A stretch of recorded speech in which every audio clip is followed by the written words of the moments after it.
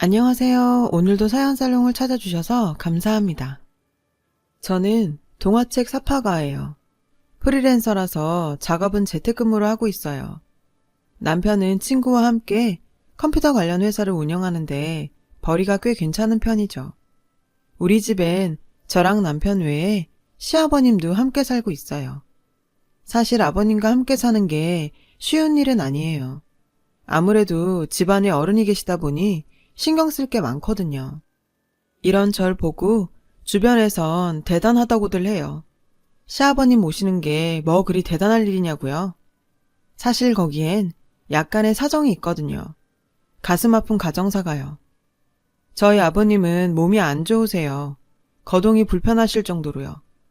저희 부부가 결혼하고 얼마 안 돼서 뇌출혈로 쓰러지셨는데 이후에 뇌졸중 진단까지 받으신 상태죠.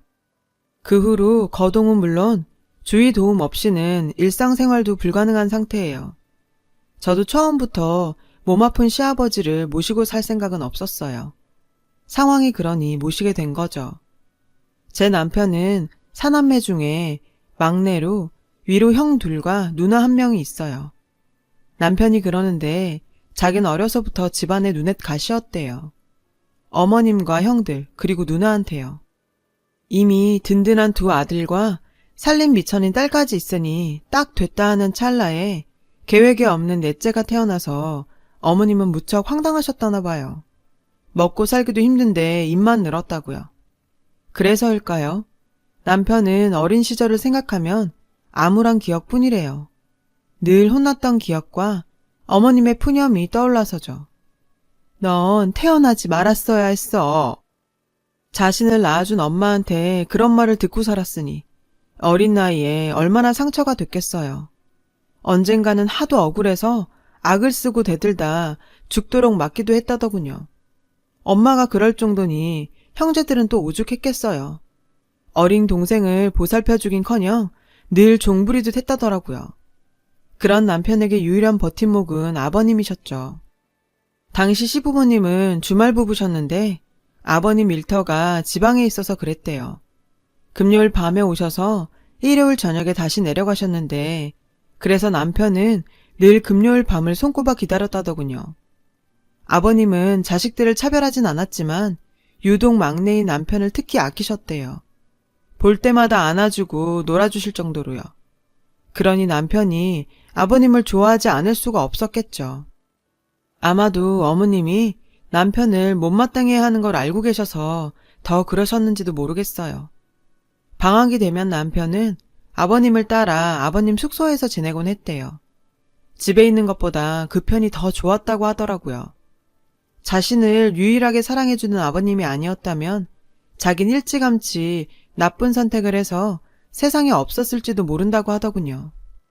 남편을 살린 건 아버님의 사랑이었어요. 그래서 남편은 아버님을 기쁘게 해드리려고 공부도 열심히 했고 엄마와 형제들의 구박도 꿋꿋이 참고 버텼대요.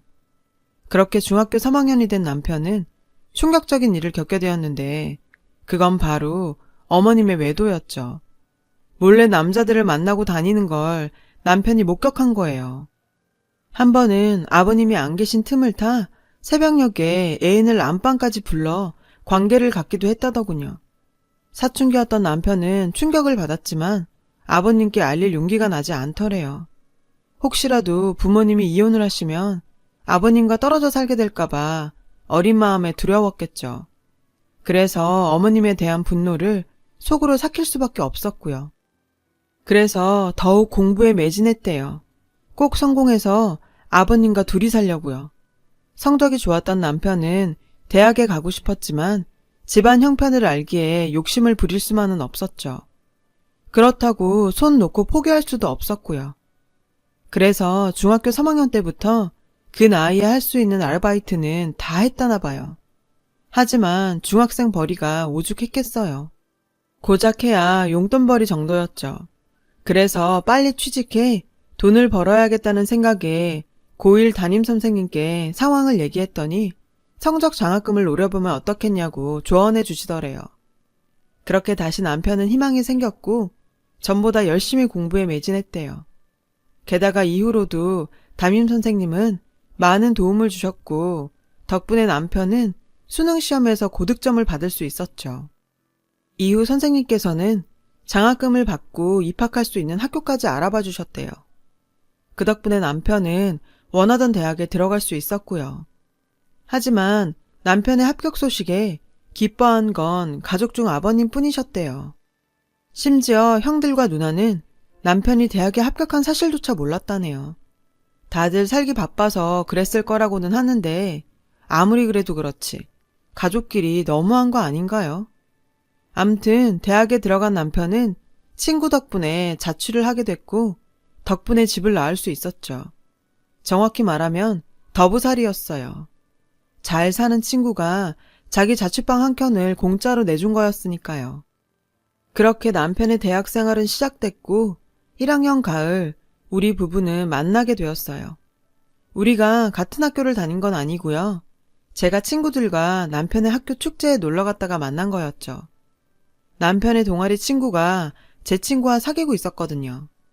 일종의 가지치기였죠. 남편은 제게 먼저 호감을 드러냈고 저도 선한 인상의 남편이 싫지 않았어요. 무엇보다 대화가 잘 통했거든요. 막차 시간에 몰려 얘기 중에 헤어져야 했는데 남편이 연락처를 묻더라고요. 메모지에 적어 건넸는데 며칠 뒤 남편이 제게 전화를 했더라고요. 이후로 우린 몇 번 더 만나다가 얼마 후 사귀게 되었어요. 남편은 학교 수업에 아르바이트까지 눈코 뜰 새 없이 바쁜 와중에도 늘 저를 챙겼죠. 그렇게 성실하고 착한 남편이 전 믿음직스러워서 좋았고요. 그러다 남편이 군에 입대를 하게 됐고 우린 장거리 연애를 하게 됐어요. 한 번은 음식을 싸들고 면회를 갔는데 글쎄 남편의 얼굴에서 광이 나지 뭐예요. 어떻게 된 거냐고 물었더니 난생 처음 눈치 안 보고 삼시세끼 꼬박꼬박 먹고 사니까 마음이 그렇게 편할 수가 없네. 나 이러다 말뚝 받고 싶어지면 어쩌지? 그땐 그저 우스갯소리로만 들었는데 나중에 남편이 살아온 얘기를 들어보니 그때 남편 심정이 이해가 가더라고요. 오죽 사는 게 힘겨웠으면 그랬을까 했죠. 그렇게 연병장의 시계는 돌아갔고 남편은 제대를 했어요. 그 사이 저는 출판사에 취직을 했고요. 복학을 한 남편은 다시 예전처럼 알바와 학업을 병행하며 바쁜 생활을 이어갔죠. 그러던 어느 날 졸업을 한 학기 남기고 친구와 창업을 하겠다고 하더라고요. 게다가 사업에 전념하기 위해 자퇴까지 하고서요. 당연히 전 반대를 했죠. 사업이 잘 된다는 보장도 없는데 덜컥 자퇴를 해버리면 나중에 취직도 힘들 테니까요. 하지만 남편은 확신에 차 있었고 결국 제 만류에도 불구하고 학교에 자퇴서를 내버렸어요. 우린 그때 엄청 싸우고 한 달 가까이 냉전 상태로 보냈었죠. 그런데 창업 준비로 고군분투하는 남편을 보니 언제까지고 토라져 있을 수만은 없더라고요. 적어도 나만큼은 힘이 되어주자 싶어 먼저 손을 내밀고 화해를 했죠. 남편의 회사는 컴퓨터 프로그램 제작과 스마트폰 앱을 다루는 회사였어요. 젊은 패기였는지 정말 자신이 있었던 건지 남편과 친구는 자신감이 넘쳐 보였죠. 하지만 모든 일이 다 그렇듯 기반을 다지기까지는 시련이 따르기 마련이잖아요. 남편 회사 역시 그랬어요. 처음엔 고전을 면치 못하다가 우연히 기회를 잡게 됐죠. 시범 삼아 출시했던 스마트폰 앱이 입소문을 타기 시작했고 그걸 필두로 출시한 앱들이 연달아 히트를 친 거죠. 덕분에 회사는 궤도에 오르게 됐고요. 정말 기적 같은 일이었어요. 남편이 청춘을 갈아 넣은 회사는 그렇게 조금씩 성장을 거듭했고 현재는 중소기업 수준의 매출을 올리는 회사로 거듭나게 되었어요. 남편의 노력이 빛을 발한 거죠. 당시 전 출판사에서 사파 디자인을 맡고 있었는데요. 대형 출판사라 월급이며 복지도 괜찮아서 나름 안정적인 생활을 하고 있었어요. 그렇다 보니 슬슬 결혼을 꿈꾸게 되었죠. 하지만 아무리 기다려도 남편은 결혼 얘기를 꺼내지 않더라고요. 내심 서운한 마음이 들던 어느 날 남편이 회사로 찾아왔더라고요. 오랜만에 같이 저녁을 먹자면서요. 그런데 그 순간 전 알아버렸어요. 이 남자가 청혼을 하려고 왔다는 걸요. 평소 입지 않던 양복에 넥타이, 게다가 손에 땀이 나는지 자꾸 손바닥을 바지에 문대고 있었거든요. 전 모른 척 시치미를 떼고 남편이 먼저 고백해주길 기다렸죠. 궁금했거든요. 부끄러움이 많은 이 남자가 어떻게 청혼을 할지 말이에요. 그렇게 식사를 마치고 막 일어서려는데 남편이 제 손을 덥석 잡더라고요. 그리고 떨리는 목소리로 말했죠. 자신은 지금껏 한 번도 누려보지 못했지만 저와 함께라면 따뜻한 가정을 꾸릴 수 있을 것 같다고요. 자신과 결혼해달라고 말이죠. 대단한 이벤트도 아니고 눈물 나는 멘트도 아니었지만 솔직하고 담백한 그 말에서 전 남편의 진심을 읽을 수 있었어요. 그래서 흔쾌히 승낙했고요. 그날 우린 카페로 자리를 옮겨 그동안 하지 못했던 이야기를 나누었어요. 남편의 가정사에 대해서요. 자신의 어린 시절과 가족사, 그리고 힘들었던 성장 과정, 아버님에 대한 이야기까지 모두를요. 나직한 목소리로 담담히 이어진 남편의 얘기에 전 눈물이 났어요. 20살 때부터 곁에서 지켜봤기에 힘들게 살아온 건 알았지만 그 정도일 줄은 몰랐거든요. 이번에 인사드리러 가보면 알겠지만 나한테 가족은 아버지뿐이야. 혹시 다른 사람들이 상처 주는 말을 해도 그냥 듣고 넘겨줬으면 좋겠어. 미안해, 내가 이런 놈이라서. 전 그런 남편한테 걱정 말라고 했어요.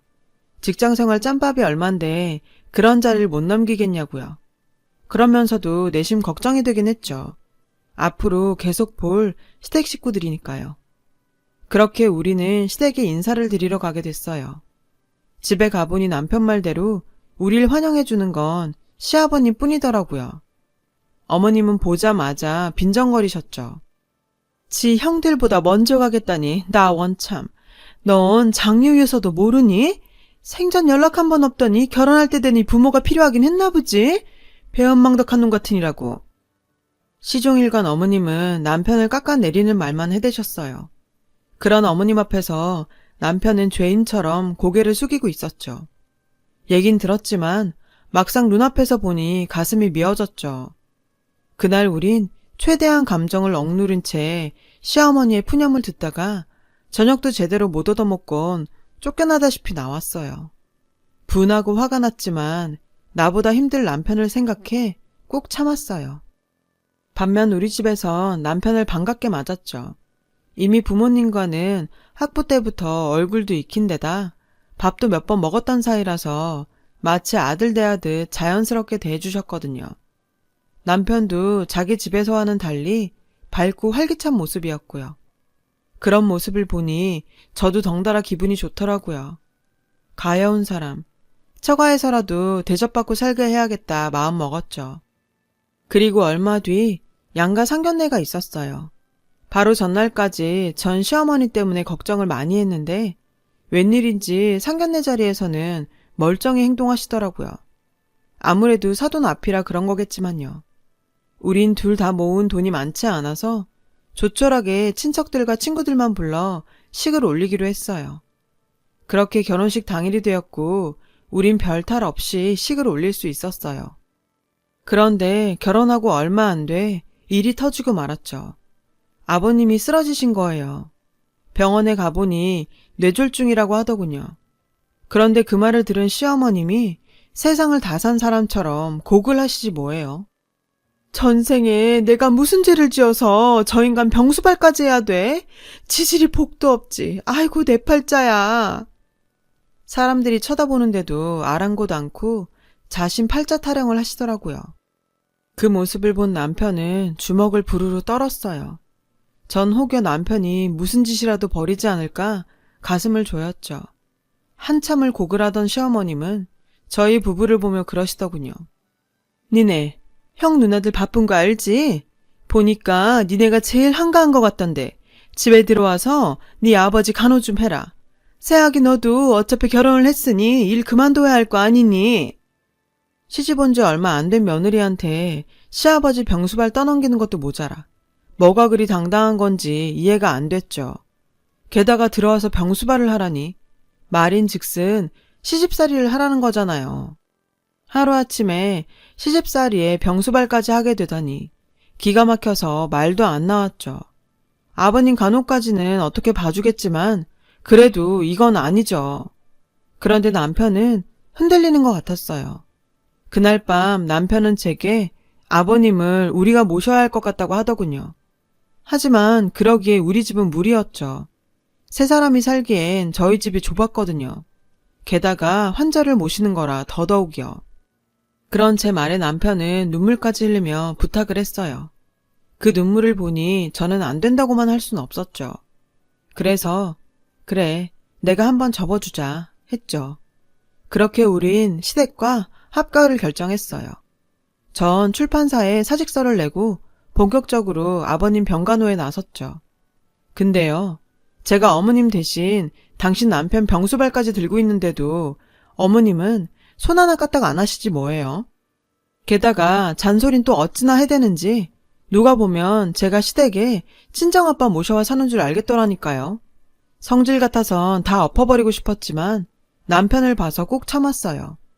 비록 거동은 힘드시지만 볼 거 들을 거 다 하시는 아버님은 절 볼 때마다 눈시울을 붉히시며 어눌한 말투로 미안하다고 하시더군요.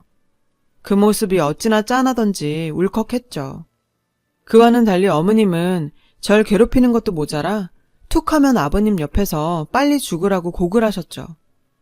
아우, 저 인간 차라리 빨리 요단강이나 건널 일이지. 정말 인간 같지도 않더라고요. 아버님 앞에서 서슴없이 그런 소리 해대는 걸 볼 때마다 전 오기가 생겨서 아버님 간호를 그만둘 수 없었어요. 보란듯이 잘 해내겠다 마음먹었죠. 남편은 남편대로 늘 제게 미안해했어요.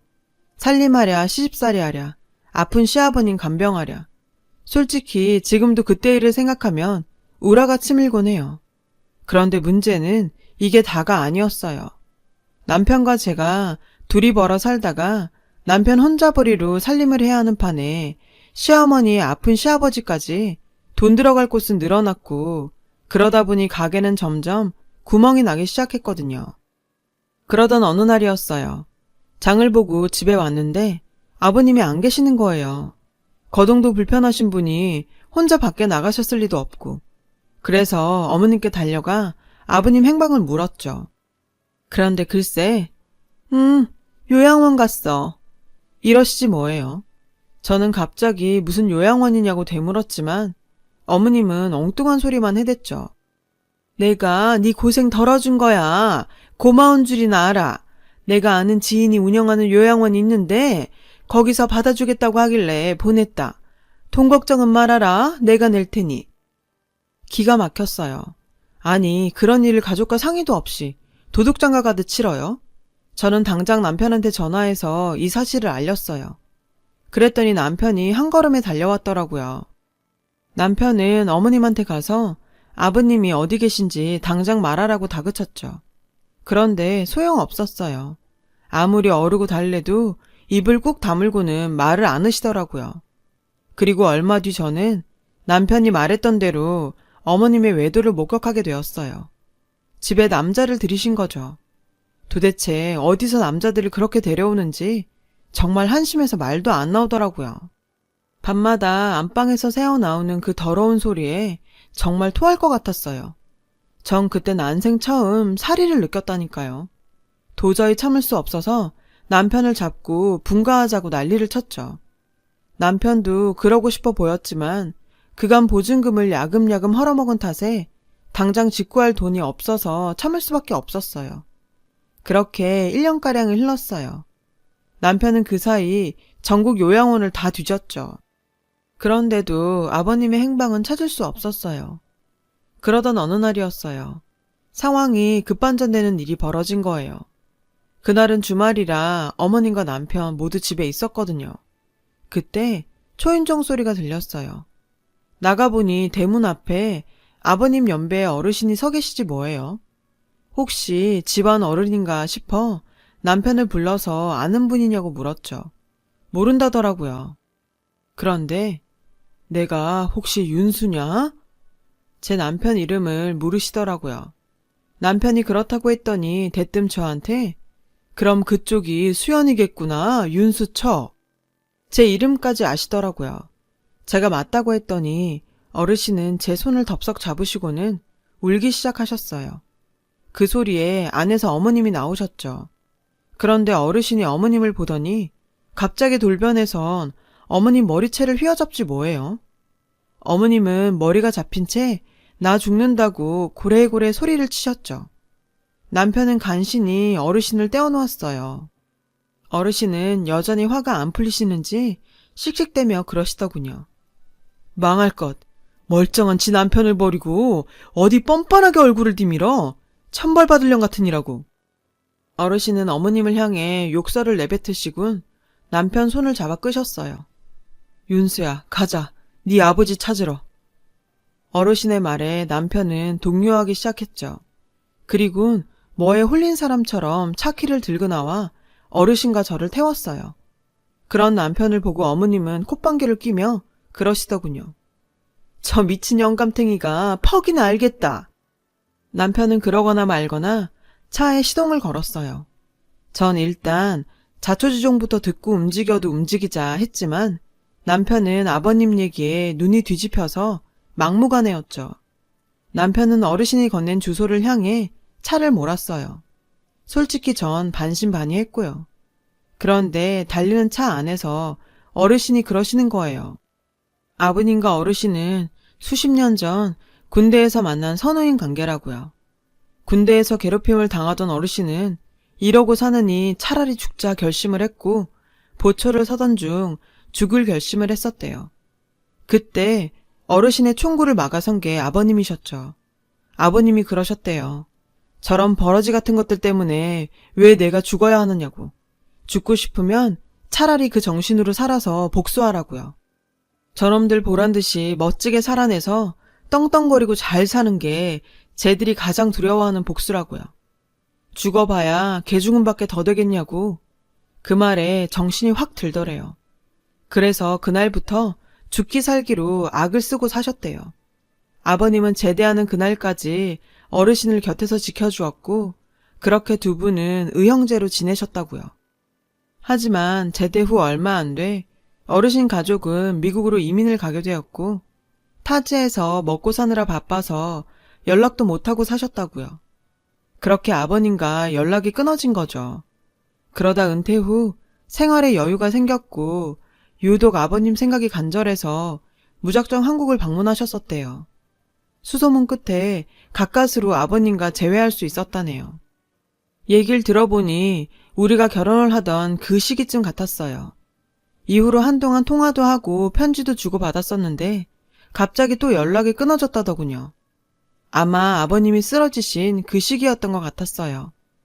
그런데 얼마 전 아버님한테 편지 한 통이 도착했고 편지를 보곤 한국으로 바로 들어오셨다더군요.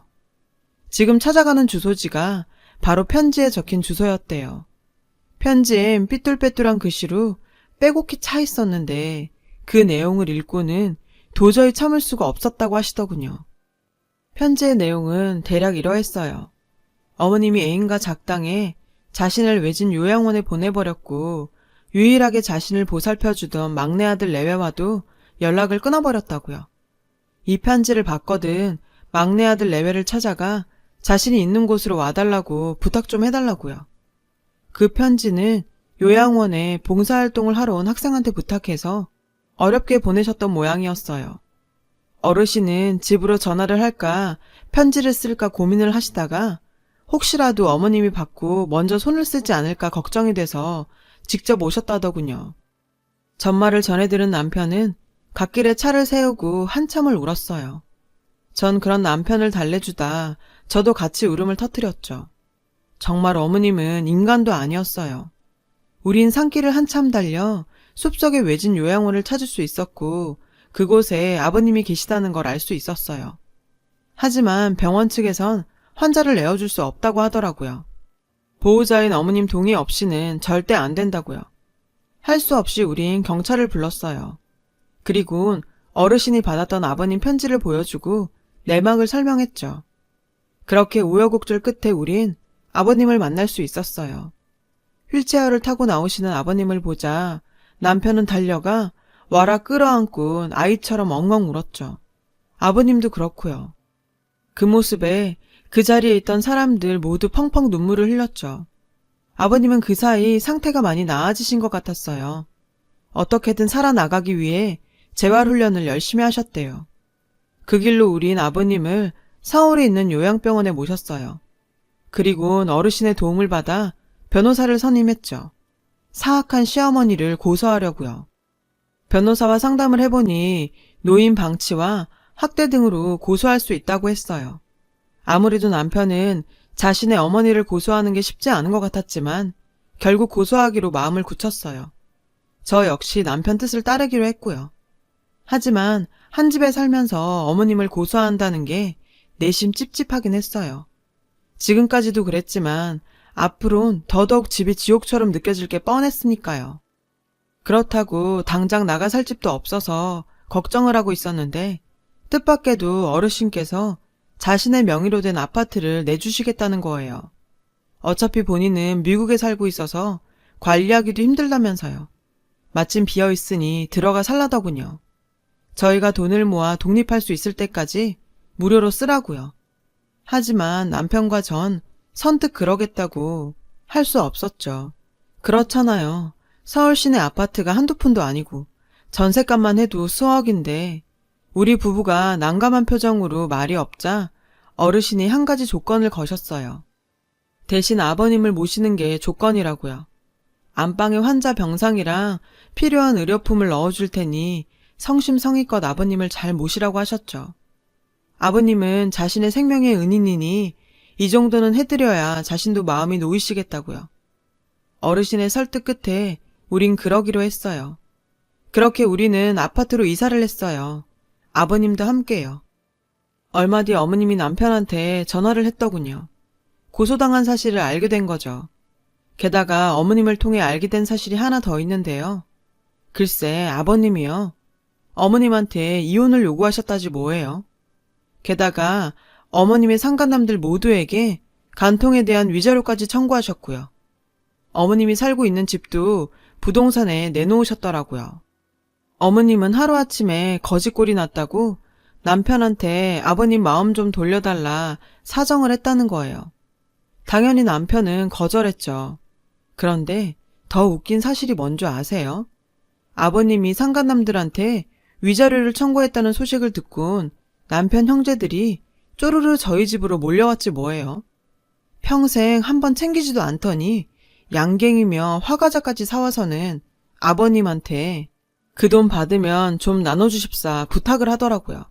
사업이 어렵다는 둥, 애들 교육비가 부족하다는 둥, 갖가지 이유를 대면서요. 그 모습에 아버님은 힘겹게 말씀하셨죠. 똥바가지를 퍼붓기 전에 이 집에서 썩 나가라고요. 그랬더니 다들 본색을 드러내곤 돈 내놓으라고 난리 굿을 피우더라고요. 참다 못해 제가 경찰에 신고했어요. 정말 인간들이 하나같이 어쩜 그렇게 어머님을 쏙 빼다 박았는지 피는 못 속이겠더라고요. 참, 얼마 전에 어머님 고소건에 대한 판결이 났어요. 노인 학대죄가 적용되긴 했는데 형은 몇 개월 안 나왔더라고요. 하지만 남편은 그나마도 마음이 편치 않은 것 같았어요. 당연하죠. 자기 어머니인데. 그리고 전 앞서 말씀드린 대로 전에 거래하던 협력업체로부터 하청을 받아 프리랜서 동화 사파가로 일하고 있어요. 재택근무로 하는 거라 아버님 간병을 하면서 진행하고 있죠. 솔직히 살림하랴 일하랴 간병하랴 힘들긴 한데요. 그래도 우리나라 복지 정책이 잘 돼 있어서 기관에서 간병 도우미도 보내주셔서 그나마 덕 좀 보고 살고 있어요. 그렇게 파란만장한 남편의 가정사는 이렇게 전화위복으로 끝을 맺었어요.